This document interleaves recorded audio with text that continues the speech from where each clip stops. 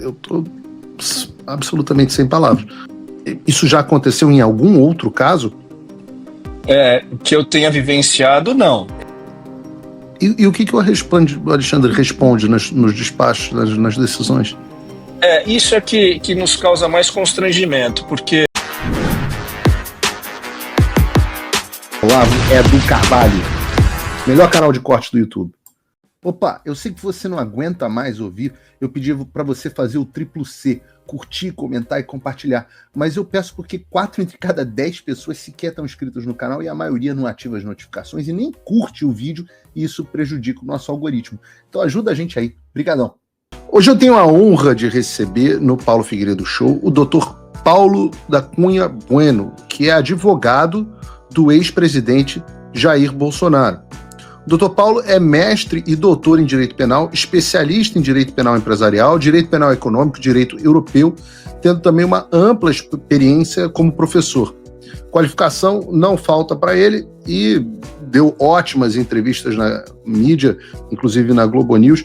Eu queria trazer aqui para o nosso programa o Dr. Paulo Bueno. Dr. Paulo, seja muito bem-vindo ao Paulo Figueiredo Show. Obrigado, Paulo. Obrigado novamente pelo convite. É sempre um prazer estar com você, com a tua audiência aqui e poder esclarecer, evidentemente, uma série de dúvidas que eu imagino que estejam permeando os últimos dias aqui a cabeça da nossa audiência. Tem sido dias absolutamente movimentados. Eu queria começar justamente falando sobre isso, né? Nossa última entrevista teve uma repercussão imensa, mas foi antes até mesmo da apresentação da denúncia. E agora nós temos esse momento específico onde a defesa do presidente Bolsonaro apresentou os seus argumentos iniciais na última quinta-feira, em resposta à denúncia apresentada pelo Ministério Público, pela Procuradoria-Geral da República, pelo procurador Paulo Gonet.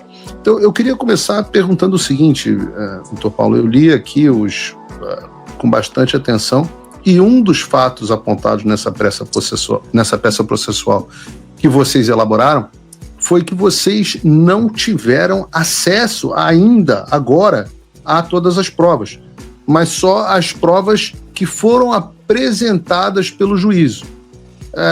E com isso, como isso aconteceu, e como vocês estão afirmando, não tiveram acesso ainda à integridade das provas, como, por exemplo, os celulares e coisas do tipo?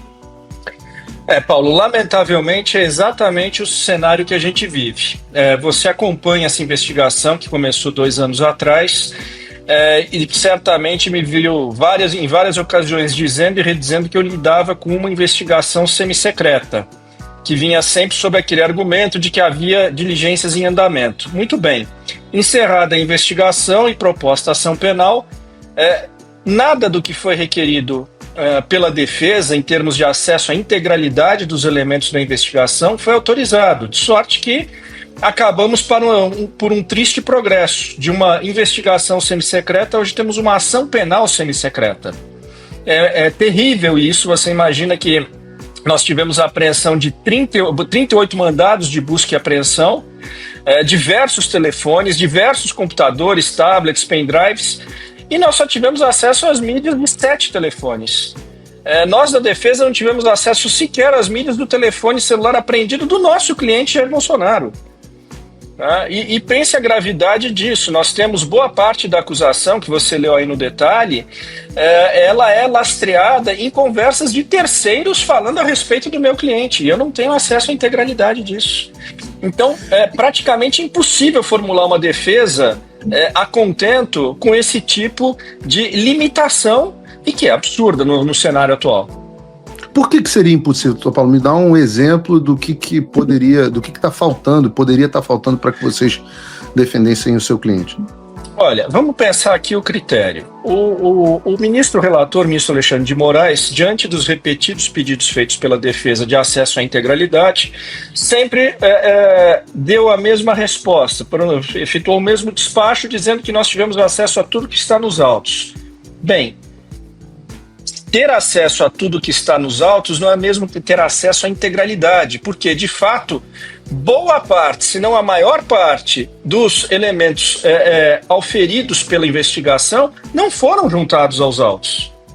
Então, quer dizer, nós tivemos aqui um processo seletivo, onde os órgãos de persecução penal, Polícia Federal e Ministério Público, tiveram acesso a tudo, selecionaram o que lhes era favorável para o indiciamento e posterior oferecimento da denúncia, sonegando a defesa o mesmo acesso, para que nós pudéssemos selecionar o que nos interessa.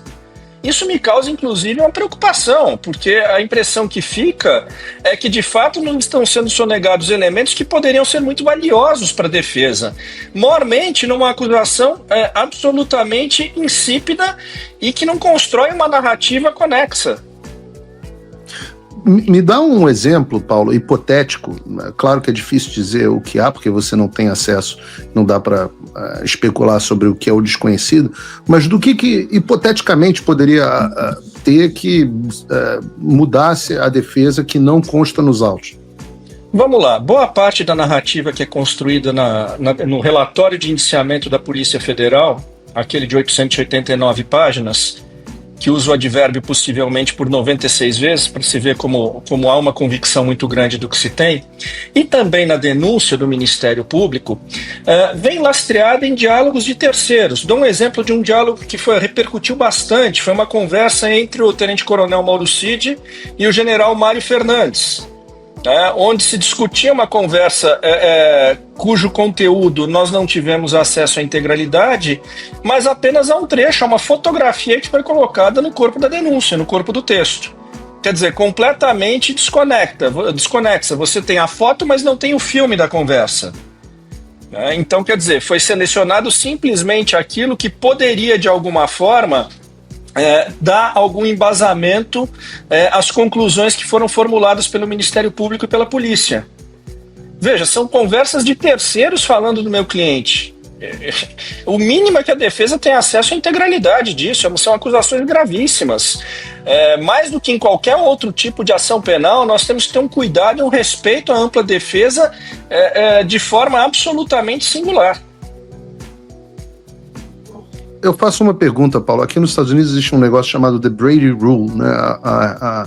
A regra de Brady, que diz que se a defesa, se a acusação encontrar evidências que inocentem um determinado cliente, elas são obrigadas a compartilhar essas evidências com o acusado, sob pena da anulação do julgamento. Existe alguma coisa do tipo no Brasil, não?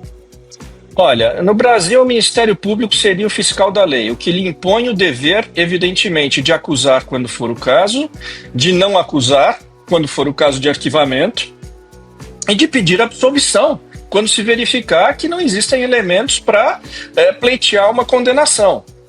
Essa obrigação, vamos dizer, que nos Estados Unidos é mandatória, ela seria moral no Brasil, como consequência da própria finalidade do Ministério Público, repito, de fiscal da lei. O que nos choca aqui, o que nos causa realmente espécie, é a insistência em sonegar-se às defesas o acesso a esses elementos. Mas eu tô um pouco aqui perplexo, eu acho que eu não entendi completamente. Vocês não têm acesso, por exemplo, às conversas do presidente Bolsonaro apreendidas no celular dele? Vocês não têm acesso às conversas do celular do Mauro Cid? Não. Vocês não têm acesso às conversas do general Mário? Não. A conversa do general Mário Fernandes com o coronel Mauro Cid, nós simplesmente temos um trecho extremamente explorado na denúncia e no relatório final do Ministério Público, mas a gente não tem integralidade. E quer dizer, é daquelas conversas que elas podem ter diversos significados. Não é aquela conversa que tem uma frase absolutamente intuitiva e conclusiva, de forma alguma. Vocês não têm acesso à conversa, por exemplo, do general Braga Neto, as conversas com o general Braga Neto? Não. A própria defesa do general Braga Neto não teve acesso às mídias do celular dele. Desculpa, eu estou um pouco perplexo com isso, porque talvez eu conheça melhor o direito penal americano do que o brasileiro, embora... Isso é normal no Brasil? Não, isso é absolutamente insólito. Isso seria normal num processo penal medieval, num processo penal do período inquisitorial. Você tem investigação secreta, ou como eu disse, semi-secreta a essa altura, não tem o menor cabimento. Você viola um dos pavimentos mais profundos da democracia, que é a amplitude de defesa, que é a garantia de que o cidadão possa se defender de forma correta perante o Estado. Fala pessoal, tá gostando desse vídeo? Não esqueça de deixar o seu like e se inscrever no canal Olavo Edu Carvalho para receber notícias quentíssimas todos os dias. Isso ajuda demais o nosso trabalho e o YouTube irá recomendar para mais pessoas. Eu tô absolutamente sem palavras. Isso não é... Desculpa, Paulo, você é um advogado há bastante tempo, com bastante casos na sua carreira, eu tenho certeza disso. Isso já aconteceu em algum outro caso? Que eu tenha vivenciado, não. Evidentemente, quando você está na fase de investigação e com diligências de fato em andamento, alguns elementos permanecem reservados. Mas quando você conclui a investigação e oferece uma ação penal, tudo tem que ser aberto. Senão a defesa não tem como ser exercida. E nós passamos 2 anos pleiteando acesso a diversos elementos que sempre foram sonegados ao argumento de que havia diligências em andamento. Muito bem. Encerrou-se a investigação, propôs-se ação penal e a defesa continua às cegas? Ou com uma miopia avançadíssima de enxergar apenas uma parte do que existe produzido na investigação? Meu Deus. E vocês, obviamente, peticionaram isso e apontaram essa... Por diversas vezes. Por diversas vezes. Inclusive, quando foi oferecida a denúncia, nós imediatamente peticionamos, requerendo acesso a tudo, e dissecando efetivamente quantos mandados de busca e apreensão foram expedidos, quantos equipamentos, etc. Nós ficamos completamente à mercê da prova dos elementos que foram selecionados por ocasião da investigação pela Polícia Federal. E o que o Alexandre responde nos despachos, nas decisões? Isso é que nos causa mais constrangimento, porque a despeito de toda a explicação, que ela é evidente, se você fez 38 mandados de busca e apreensão, tem um número X de telefones, se eu não me engano, mais de 40, eu tenho acesso à mídia apenas a 7 telefones. Eu não tenho a do meu cliente. Eu não sei o que o meu cliente conversou com outras pessoas, eventualmente com outros investigados. A resposta do ministro é sempre o seguinte: a defesa sempre teve acesso a tudo que está encartado nos autos. E aí eu repito para a nossa audiência: o que está nos autos não é igual a ter acesso a todos os elementos, porque há elementos que não foram juntados aos autos. E é desses que nós estamos falando. Então vocês perguntam A e eles respondem B, é isso? Z, exatamente. Z, nem B, nem Z. Respondem dinossauros. Se você, como eu, tá dormindo mais tranquilo agora que o Trump voltou à presidência, ótimo. Mas e o Brasil?